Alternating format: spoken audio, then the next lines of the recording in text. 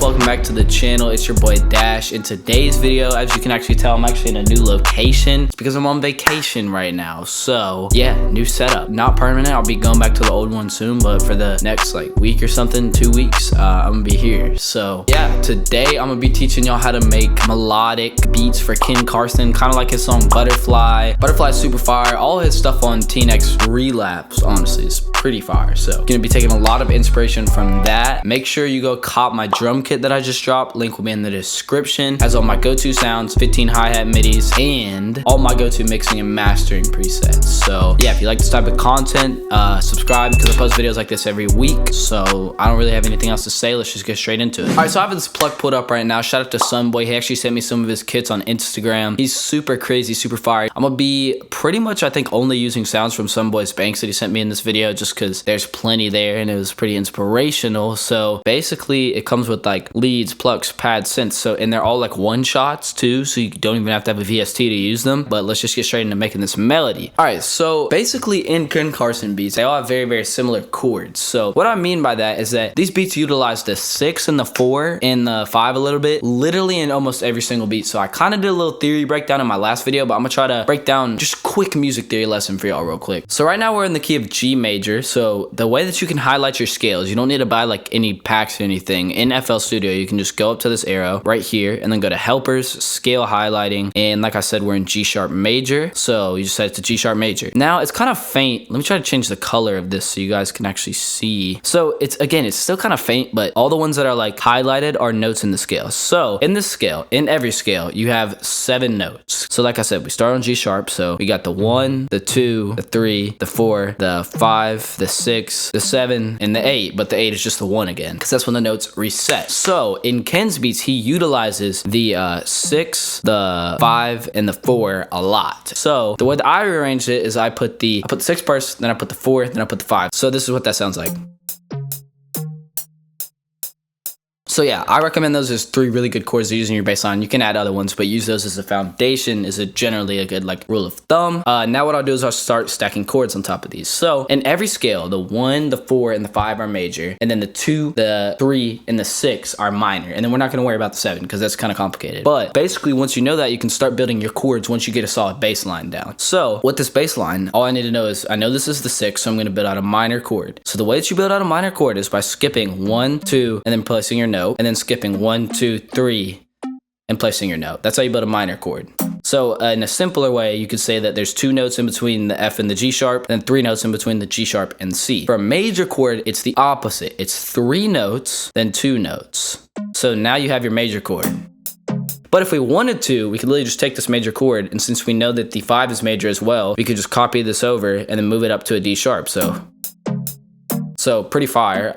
So now what I'll do is I'll take the middle notes of these chords and put them all up in octaves. So I'm gonna use E to go to my select tool, or you can just click at the top to get that select tool. And now I'll just select the middle note of each one by holding shift and then selecting them all. And now I'll do command up arrow, which is the shortcut to move them up an octave. This will just invert them, give them a little bit of a more like open vibe. So I'll show you what I mean.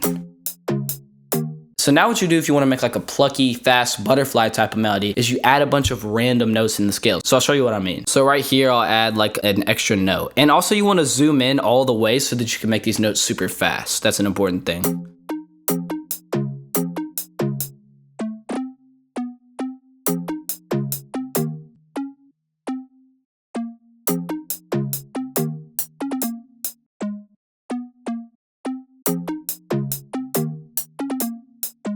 Also, with one shots, it's very important to do a couple of things. So the first thing that you want to do is obviously route it to its own mixer track. And then you want to go into the one shot, make sure you go to this section, put it on cut itself. And then right here, if it has this little use loop points button, just turn it off. Turn the time knob all the way down, and then go into the envelope and just turn the attack down, hold all the way up. And then you can mess with this decay knob a little bit too if you want. This will make it to where you can control how long the note is and it doesn't just play for the full length. So Ken melodies are super, super simple, super, super repetitive, but they have to be catchy. So I would say this is like pretty catchy. So I'll just go ahead and copy that over. And then now I'll just take these top notes. So now that I have those notes, I'm gonna use shift drag and drag these up an extra octave. So now it'll sound like we have the same melody playing on the second half, but it'll be an octave higher. So it'll give it some variation. So I'm gonna delete some of the notes down here just to make it so that it doesn't sound too, like I don't want it to really be playing at 2 octaves on one time.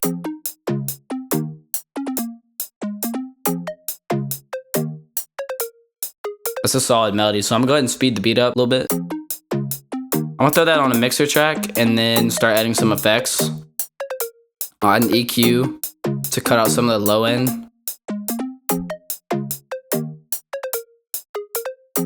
And then I'll start throwing some more random effects on there. So like I'll throw some fruity phalanges. All these effects right here are good if you just kind of want to make your sound different. Throw a chorus on there. And now I'll go ahead and add some delay. Just mess with this. I'm gonna turn this mix down.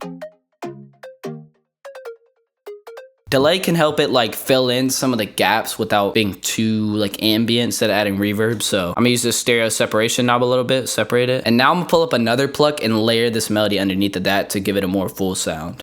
I'm gonna pull up this sound, copy it into here. I don't really like it down an octave, so I'm gonna put it up. I'm gonna do Alt R to randomize these velocities and panning a little bit to make it sound more realistic. So I'm gonna copy over the same effects from here by right clicking, file, save mixer track state, and then just kind of dragging it over to here, and I'll make it a little bit wider in the mix. In these beats, you don't wanna make one super complicated sound. You kind of wanna make a couple different, especially with the sounds that you layer with your main melody, you don't wanna make them too complicated. You just wanna add a lot of them so then it sounds complicated, but really you just have a bunch of simple melodies playing at the same time, but I'll show you what I mean. And then also you always want to make these melodies feel like they're going up. That's why I put the melody up an octave at the end. All right, so I'm gonna pull up Purity real quick and get a little bit of a lead.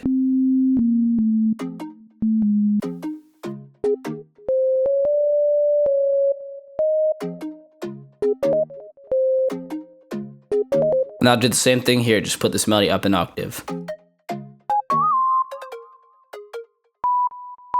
And I'll add one more note right there. That's fire, so I'm gonna go ahead and render that out. I'm gonna throw some effects on there real quick. And then I'm gonna add maybe like a little vocal chop. I feel like that could go crazy. This one's kind of fire. I'll just put it on cut itself. Same thing as last time.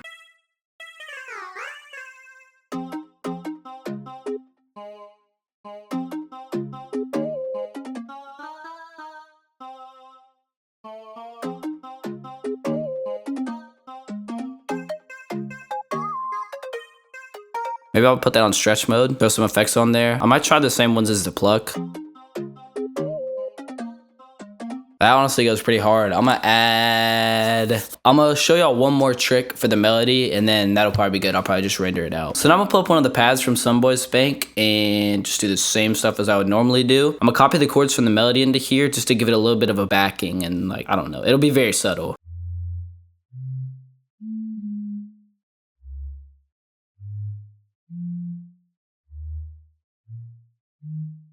Obviously, I'm gonna put that up an octave.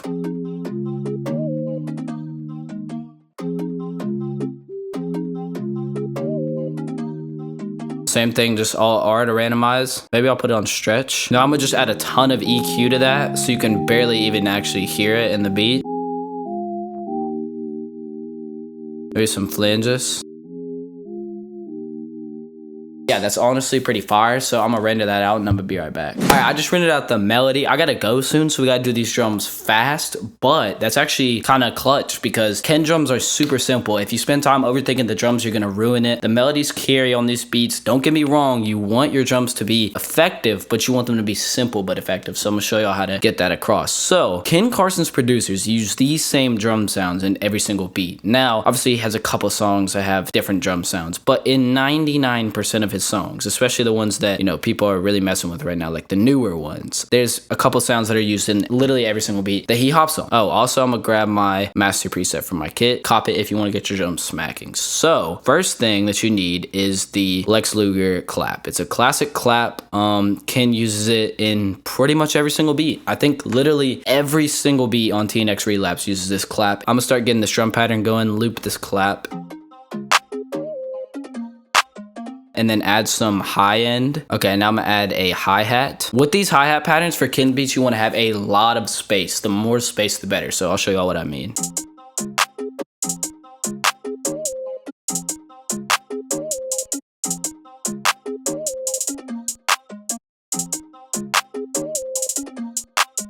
That's fire. I'm gonna copy that over, and then I'm gonna change it to a straight roll on the second half.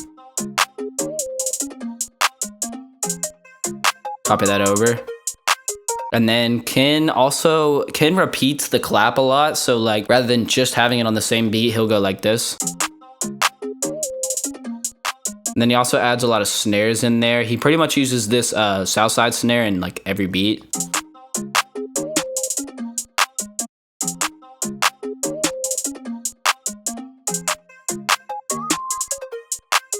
I'm gonna add an open hat as well. He uses this 808 Mafia open hat in almost every beat. And then I'm gonna copy that pattern over. Open hi-hat patterns are pretty simple. You pretty much just want them to lead into the clap. And then I'll go ahead and mess with this envelope a little bit so I can control how long it lasts for, so that it stops as soon as the clap hits. And then I'll add my loud hat preset in there. So we got most of the drums smacking. Now it's time for the 808. So for the 808, Ken likes to use the Zay 808 in, again, pretty much every beat. Again, there is some exceptions, but most of the time you're gonna want to go with the Zay. I like to use the short Zay from my kit. It just gives it a little bit more punch, a little shorter. And then I just like to turn the volume up in here and then turn the velocity up in the piano roll. So we already know what our root notes of our chords were. If I remember, it was like F, C sharp, D sharp. So and then I'll turn this up, the velocity. And then what I'll do is I'll make this last 808 stop a little sooner. So the way that you do that, again, go into your envelope, turn everything down except for the hold, which you turn all the way up. And this will make it to where you can control exactly how long the note lasts. So normally you just want to do Command L so the notes touch each other, but I want to make this last one shorter, so.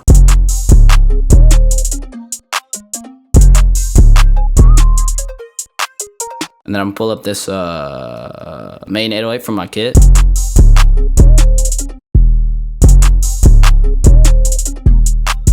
I'm gonna turn that up a little bit.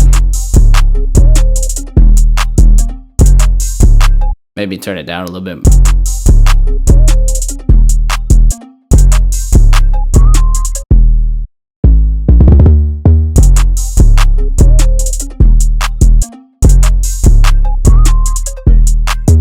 All I'm doing here is I'm cutting out the very end of the melody just to make it feel like it kind of stops more. This will just give the melody more of a Ken feel, give it more space, because space is key in these beats. So I feel like it needs a double hit. I know I did this in the last beat, but gotta do it again.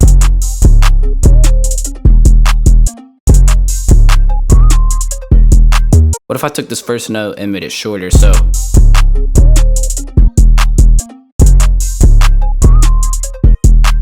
that's fire. Honestly, I'm messing with that. So I'll go ahead and arrange that out and then I'll be right back. All right, so that was the beat. Honestly, really like how it turned out. But yeah, make sure y'all drop a comment if y'all are messing with it. Subscribe because I post tutorials like this every week. Also, I forgot to say this in the video, but if you want to buy this beat, there'll be a link in the description. It's also the link to my beat store, which has all the rest of my beats. So click that link if you're trying to buy this beat or just a beat from me in general. Tell me what you want to see next in the comments. Shout out to Sunboy. Make sure you go cop his kits if you want like good hyperpop, a little Uzi, Cardi, Carson sounds. He has a lot of fire banks for that. Make sure you go cop my drum kit if you want to get your drums smacking. And yeah, honestly, that's pretty much all I have to say, I think. So play the full beat. See you on the next one. Peace.